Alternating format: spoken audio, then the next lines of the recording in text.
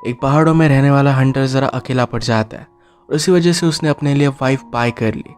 वो बहुत ही एक्सट्रीम हालातों में रहता था, तो क्या यहाँ पर वो दोनों सर्वाइव कर पाएंगे? आने वाली मुसीबतें बहुत ही अलग ही थी। हेलो फ्रेंड्स, आज मैं आपको स्किन ऑफ द वुल्फ ये 2017 की एक स्पेनिश ड्रामा मूवी एक्सप्लेन करने वाला हूँ। अगर आपको वीडियो अच्छा लगता है तो प्लीज़ इसे लाइक और कमेंट ज़रूर कर दीजिएगा। और बिना किसी देरी के एक्सप्लेनेशन स्टार्ट करते हैं।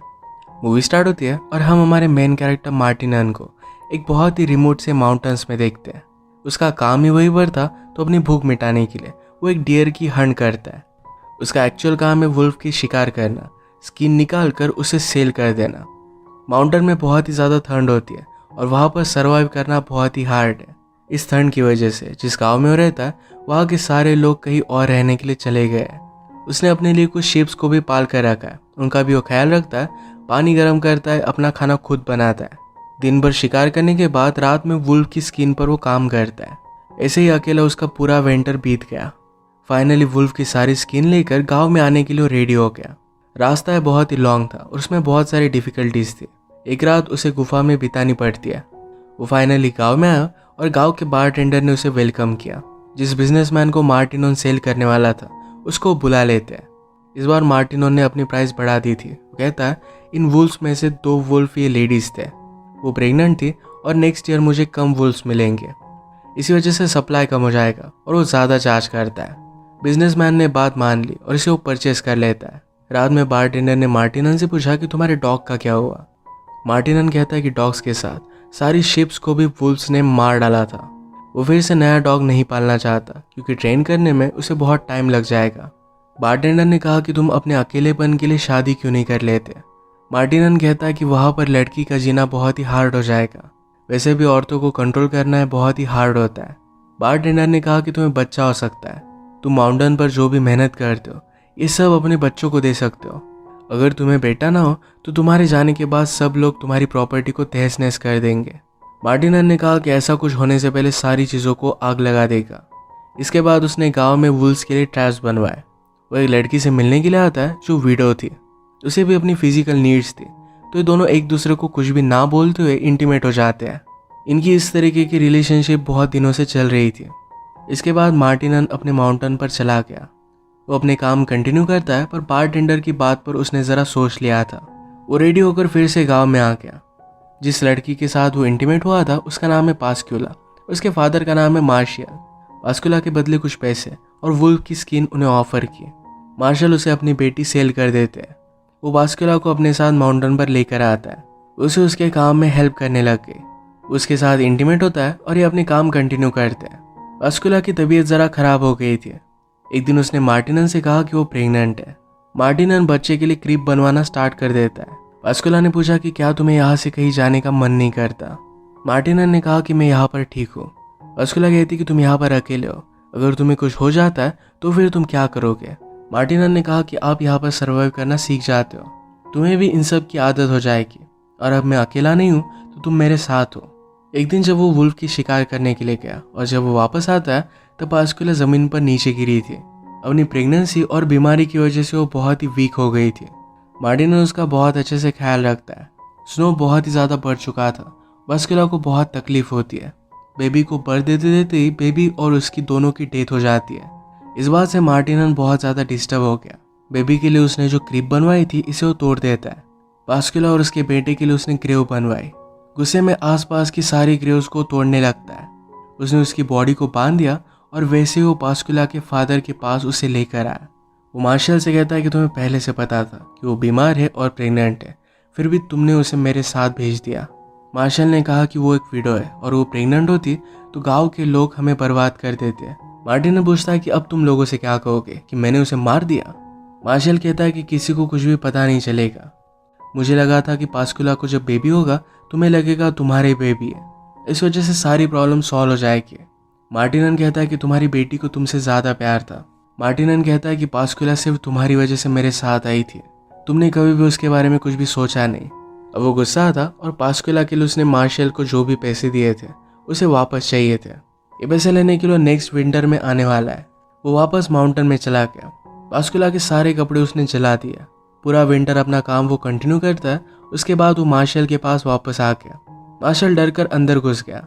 मार्टिनन अंदर आया तो मार्शल ने अपनी दूसरी बेटी उसे दिखाई। वो कहता है कि अगर तुम इससे शादी करते हो तो ये तुम्हारे साथ आने के लिए रेडी है। मार्टिनन ने उसे चेक किया और देखा कि वो बीमार तो नहीं है। उसके बाद उसे एक्सेप्ट करता है। अगले दिन उनकी शादी हो गई। इस लड़की का नाम था एडेला। फादर एडेला से कहते हैं कि अब तुम मार्टिनन की हो चुकी हो, अब तुम उसके पास से भाग नहीं सकती। अगर तुमने भागने की कोशिश की तो वापस आकर हम सब लोगों को मार डालेगा। उसे पॉइजनस प्लांट के पत्ते दे देते हैं। अगर मार्टिनन के साथ जिंदा रहना उसे बहुत ही डिफिकल्ट लगा तो इन पत्तों के साथ वो सुसाइड कर सकती थी। इसके बाद तुरंत वो माउंटेन के लिए निकल पड़ते हैं। एडेला के लिए सफ़र बहुत ही हार्ड होता है और मार्टिनन उसका ख्याल रखता है।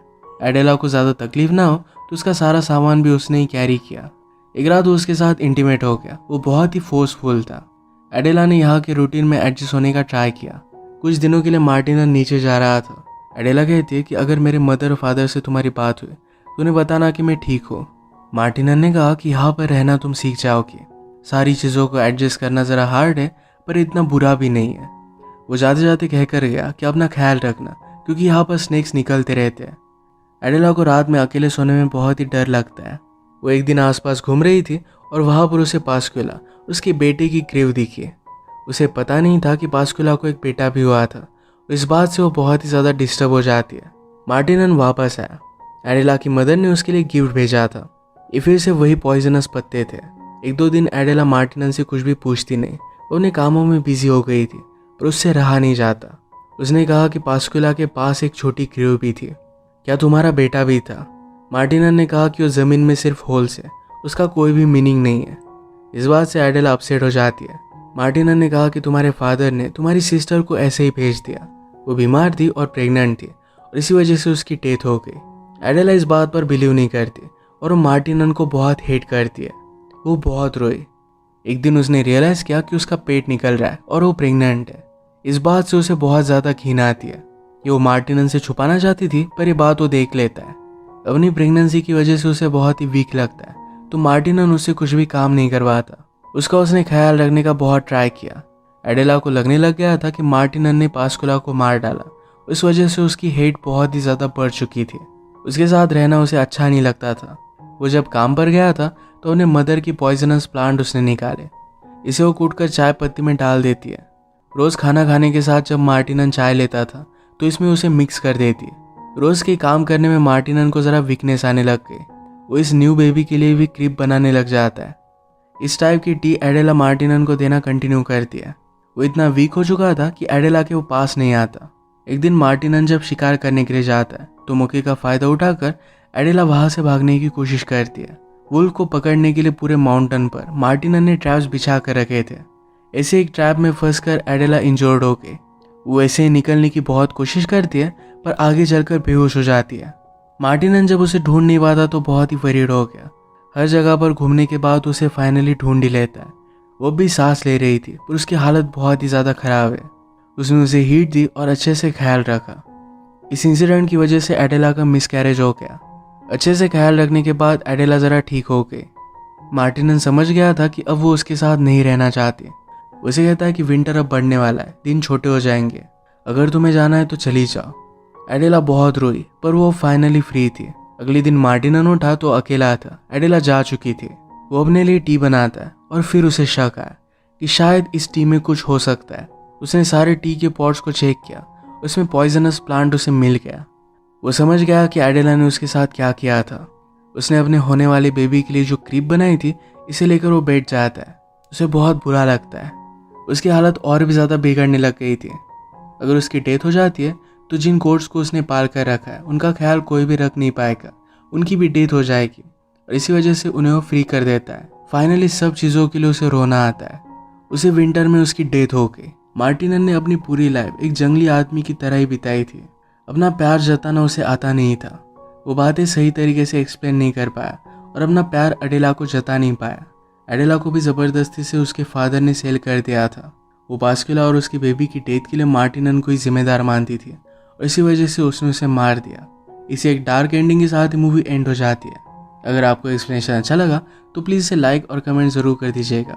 बहुत सारी मूवीज़ लेकर आते रहते हो तो प्लीज़ इस चैनल को सब्सक्राइब कर दीजिए और बेल नोटिफिकेशन आइकॉन दबाने मत भूलिएगा। हम फिर से मिलेंगे और एक नए मूवी के साथ। तब तक के लिए थैंक यू और आप अपने आप का ख्याल रखिए।